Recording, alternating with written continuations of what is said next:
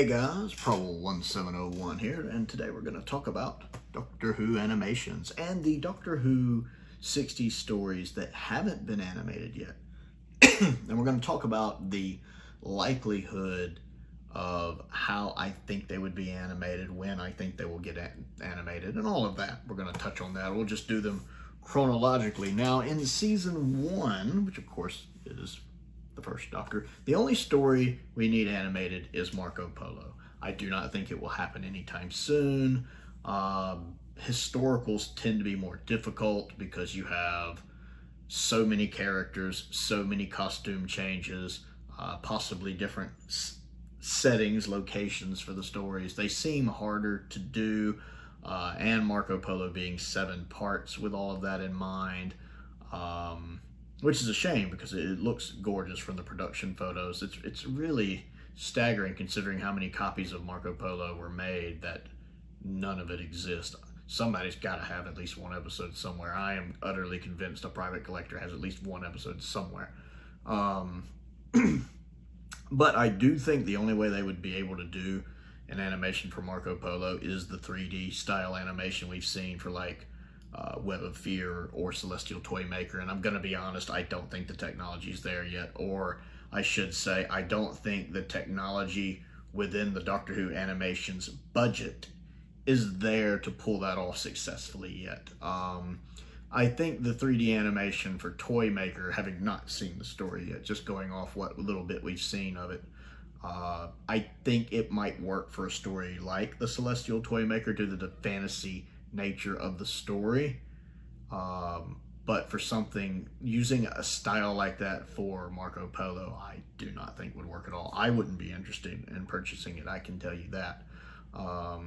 So I think it would be a while until they've really refined the technology, or the technology becomes more affordable where they could do more with the 3D style animation, and then perhaps learn from because I mean, Celestial Toymaker is definitely a huge step up from Web of Fear episode 3. So if we can see these kind of increases where they get better and better, then eventually Marco Polo might be good for that. But I don't think we'll see it in 2D animation, especially for years. It's just such a project. I don't think that would be within their budget to do. So if we get it, I think it would be 3D, and that would have to be refined before I would want to purchase it. Next on the list from season 2, we have the Crusade, which we know at this point they would just animate all of the Crusade. Again, unlikely for the same reasons as Marco Polo. Historical, lots of character, costume changes, all of that stuff. Even with it being out on, even with the season 2 box set being out, I could see them eventually animating the Crusade if it becomes affordable with the increase in technology. It's basically the same thing as Marco Polo. Again, they would probably, if they did it sooner, they would do it in that 3D style.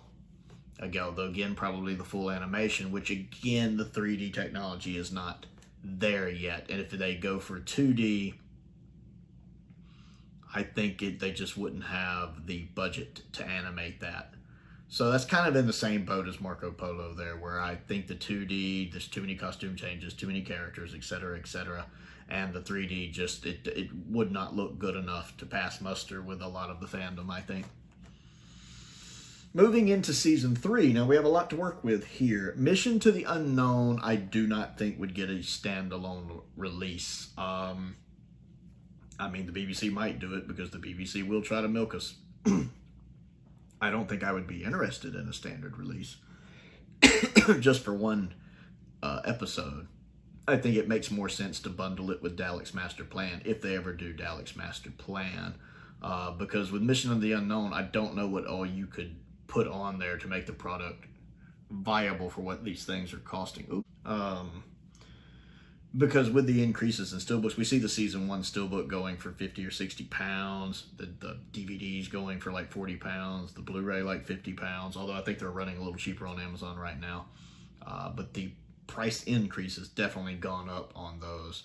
So if that holds true with the steelbook range, with the animations, I'm not going to pay 50 pounds, whatever that would be in US dollars, I'm not going to pay that just for Mission to the Unknown, even if they included the college recreation of it, which was really good, by the way. I don't think there would be enough there with behind the scenes stuff for me to justify that price. I think it's much better to bundle it with Dalek's Master Plan. Now, we've already talked about Dalek's Master Plan in a recent video where I would be fine with splitting Dalek's Master Plan into 2 releases like they did with the Target novelizations, where of course they released basically Mission to the Unknown in the first 6 episodes, I think, in one novelization, and then the rest of the story in a second novelization.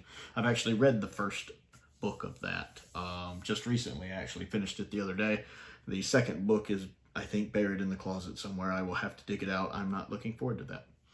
But I do want to read it, because I'm definitely enjoying the novelization of Dalek's Master Plan more than I did actually watching Dalek's Master Plan. Dalek's Master Plan is a story that definitely suffers from most of it being missing, because getting through 9 episodes of Recons was not pleasing. As good as the Recons were, my hat's off to the people who made them, but just that many, it just hurts the story. The surviving episodes I very much enjoyed.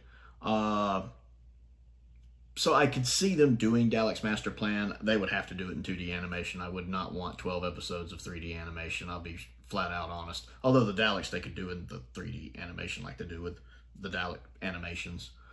But for that 2D animation, again, just split it into 2 releases and you'll get my money twice.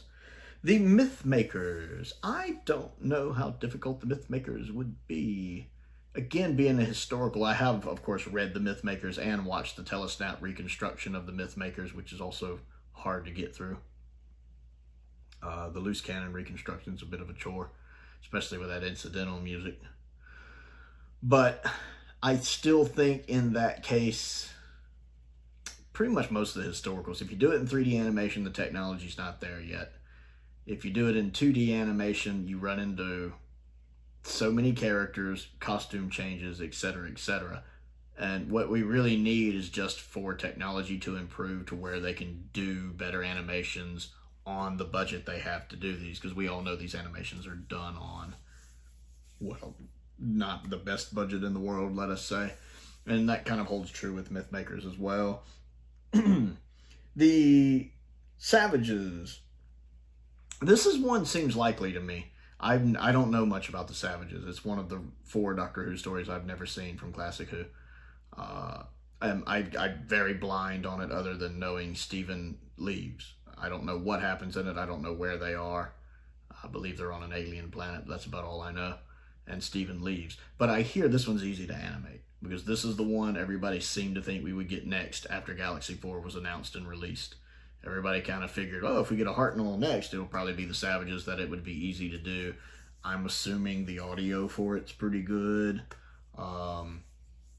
So that one seems more likely to me. Other than, most of the ones we've talked about up to now seem unlikely anytime soon. This one seems far more likely from what everybody online says. Like, if they do a Hartnell next, this one has a good shot at being it. And I would like to see it because, 1, I know next to nothing about it. 2, it's a companion departure, and I like Steven, so that would be fun to see. Definitely sounds like this one would be a good one for the 2D animation studio, especially only being a 4-parter. And then we also have The Massacre, and I don't know a lot about The Massacre. I know Hartnell's in dual roles, where he's also playing the Abbot. Obviously, it takes place in the past, which makes it historical. So I don't know if it runs into the typical problems with historicals, which we've already talked about. And apparently Hartnell has a really good speech in episode 4, like really good. I've never heard it, but I hear it's amazing. So I don't know if this one runs into the problem that most historicals do with lots of locations, lots of characters, and lots of costume changes or not. So I don't know how likely The Massacre would be. I don't hear it coming up very often as one that would be done soon, though, so I figure it runs into the same problems historicals tend to. I'm holding off watching the recon of it, because, again, it's one of those that was done during when John Wiles was the producer. He didn't really have John Cura do telesnaps, so there's no telesnaps. So I'm pretty sure that reconstruction is grueling to do. And I can't remember if the Massacre is a 4-parter or a 6-parter. If it's a 6-parter, it would really be grueling to get through. Even at 4 parts, I think I would struggle for it. It's one I'm waiting for an animation for. But I don't know. Again, I don't know enough about the Massacre to know how likely it is to come anytime soon. Is that all of them for season 3 that I meant to talk about? I think so. Season 4 is interesting because we can actually watch most of season 4 completely. 7 of the 9 stories we can now watch. We can completely watch in a acceptable visual medium. Most of the episodes are animated, of course, because only 10 episodes out of the 43 episodes that make up season 4 are the original surviving episodes, sadly. And 3 of those are from 10th Planet, so Troutman really suffers. Of his 35 episodes this season, I think only 7 of them exist. He doesn't have any stories that are more than half complete, and only 2 of those are. The rest, of course, is complete with animation, except for 2 stories. So it's interesting to live in a time where we can watch 7 out of the 9 stories from season 4 to completion in one medium or another. That's pretty fascinating and awesome, actually. So the only stories we're missing are the Smugglers, which of course is completely missing, and there were rumors abound that it was going to get animated. Now, whether that got mixed up with the surviving clips being colorized or not, I don't know. We haven't heard any news about a Smugglers animation in a long while. That was announced, I think, in January of last year, wasn't it? When the same time they announced Underwater Menace animation. But Smugglers animation has gone quiet since, so that could have been incorrect, or they could have just been keeping that quiet for after Underwater Menace. I've read the novelization of the Smugglers. I like it.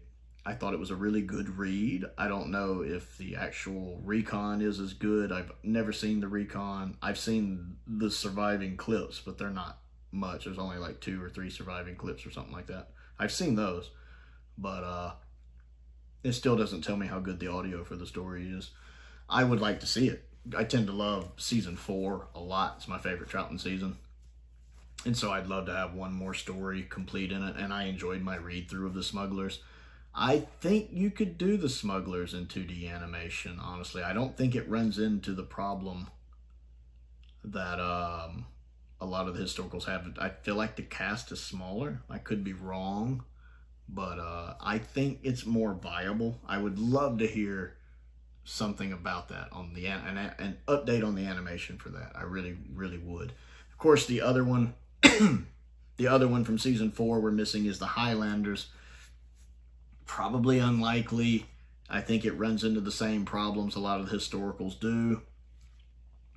Set in the past, lots of locations, lots of costume changes, lots of characters and side characters. I don't know if I would be pleased with a 3D animation of it either, definitely not in the current state, because I love the Highlanders. I've read the novelization, I've watched the recon. I love the Highlanders a lot, which is impressive considering it's completely missing, but I do enjoy it a lot. So I think I would rather get a 2D animation of it and just wait, even if I have to wait 7 or 8 years for it to become affordable, if even then. I'd rather just wait and get a good 2D animation for it, because I think it could be really good. I don't think we'll get it anytime soon. And if they ever do go the route of, like some of us theorize, that when they put out the collection box sets, they'll try to have all the stories animated or completed in some form or another, except one.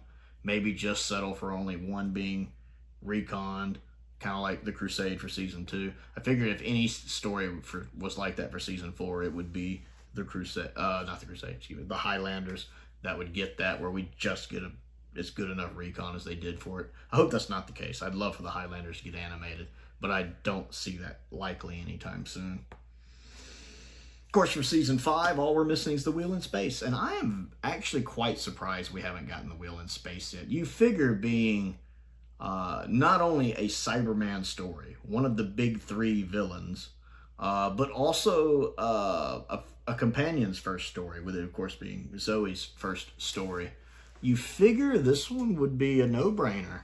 Now, I know the Wheel in Space doesn't have the best reputation, and having watched it for the first time not too long ago, it's easily the dullest of the 60s Cyberman story, though part of that could be due to the missing episodes, with only episodes 3 and 6 existing and the other 4 episodes missing. So that's definitely possibly a contributing factor. I wonder if the only reason they're scared to animate it is they're scared the animation won't live up to that cut down version of episode 1 we had animated back when Macroterra released. Because I really liked that little cut down version of episode 1 of The Will in Space. That was really, really well done. I liked the animation. The 3D design of the robot was really cool. And I'm willing to bet you if they ever do animate The Will in Space, the animation will not live up to that cut down. Because the animations have never gotten as good as the Macroterra animation. They've never been as good since. They've been good. I've liked a lot of the animations. But I still feel like none of them have ever been done better than Macro was. And that short-minute clip was almost as good as Macro's. It looked really good. And I'm utterly convinced that maybe they're gun-shy on it because they're scared it won't be as good as that animation. They won't be able to put as much money into it as they did that cut-down version of episode 1. And that makes them a little gun-shy to do it. Other than that, though, I feel like the story is a no-brainer. You figured they would want to do that one. I'm kind of surprised we haven't gotten it. And then, of course, for season 6, we're just missing the Space Pirates, which is a shame because I feel like the Space Pirates gets a bad rap. I think the only reason the Space Pirates is regarded as badly as it is the fact most of it's missing and not a lot happens in the one surviving episode, because it's the second episode of the story. I mean, the first episode, you're setting things up. The second episode is just kind of there. Not much happens in it. The Tardis team is trapped in that room for all of it. It's just not a lot going on in that episode. And then the Space Pirates is very much a visual story, so it doesn't work in audio form. It just does not work in audio form. And then, since John Cura was in bad health, he'd either passed away right before or he passed away right after Space Pirates aired. He was not doing telesnaps anymore, so there are no telesnaps for this story. This makes the recon a struggle to get through. I mean, I like the Space Pirates, but the recon becomes progressively harder to get through. By the end of it, you're just like, oh my God, is it over? Honestly.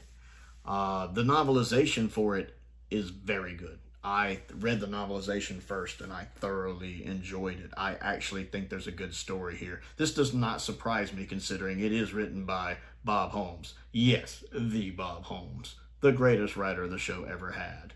And I'm not saying all of his stories were S tier. He also wrote Power of Prowl, which is a decent story, but not S tier. But I find the actual story for the Space Pirates is solid. I liked the novelization. So I think if more episodes of Space Pirates existed, at least like maybe 2 more, I think the story would be held in higher regard. I would personally love to see this one animated. This one would be really high on my list. 1, it would complete season 6. 2, I think this is one where you might do well to take the Macroterra approach and take some creative liberties, because there are a lot of kind of battle scenes that happen there are a lot of battle scenes that happen in it, and I feel like taking some creative liberties with that to kind of expand on what was happening from the original production could really benefit the story and give it that little bit of punch it needs to the visuals to really make it pop. So yeah, Space Pirates would easily be in my top 5 stories I would love to have animated. I tend to like season 6 anyway. The biggest thing Space Pirates has going against it is its reputation. I don't think it would be a hard one to do. I don't think it really has a big cast of characters. I don't really think there's a lot of costume changes. I think the audio for it's supposed to be pretty good. I honestly think the only thing it has going on against it is, who wants to buy the Space Pirates? I do. Steelbook would be pre-ordered immediately. But there's probably a lot of people that would see the announcement and go, they're animating the Space Pirates. Why? Whereas I would see it and be going, ooh, I need a towel. But I feel like that might be the only reason we don't get it. And of course, they might want to go ahead and put out the season 6 box set, because one, if they have to know we want a Trouton. But there's no way they're gonna release a box set with an animation. First off, they're not gonna release an animation in a box set without that animation first having a standalone release. And then secondly, there's no way they would release them close together. I believe it looks like there's about an 18-month window between an animation releasing and it being used in other products. I believe there was an 18-month gap between the release of the Abominable Snowmen and the animation hitting the iPlayer over in the UK. I believe it was 18 months to the day. And the fact it's to the day makes me think that's the contract, 18 months. So if we ever got an animation for Space Pirates, and we would get the animation long before the animation came out, so we'd have to get the announcement for it, wait the probably several months before it actually released, and then probably have to wait 18 months before they could release the Season 6 box set. So I find it more likely they would just release the Season 6 box set and then not release a Space Pirates animation anytime soon, because if they released one or announced one soon after that, people would complain about, well, they gave us the Season 6 box set and then they announced an animation. People would be mad. So I think they will either not do Space Pirates animation for a while and go ahead and give us Season 6 and just do that as a recon for Space Pirates, or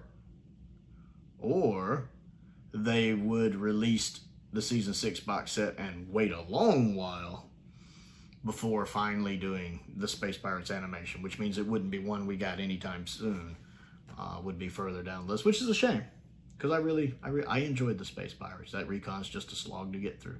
So the ones I think we're more likely to get soon are something like the Wheel in Space, the Smugglers, and the Savages. These are the ones I would think would be most likely next, especially for 2D animations.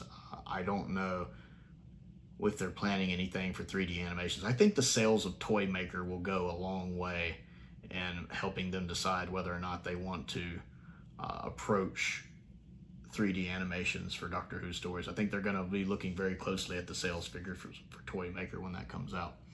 So I want to know what you think of this video and your thoughts on this. So comment down below and let me know. Don't forget to click the like button and the subscribe button as well. I also have a link to my Patreon down there if you would like to support me that way.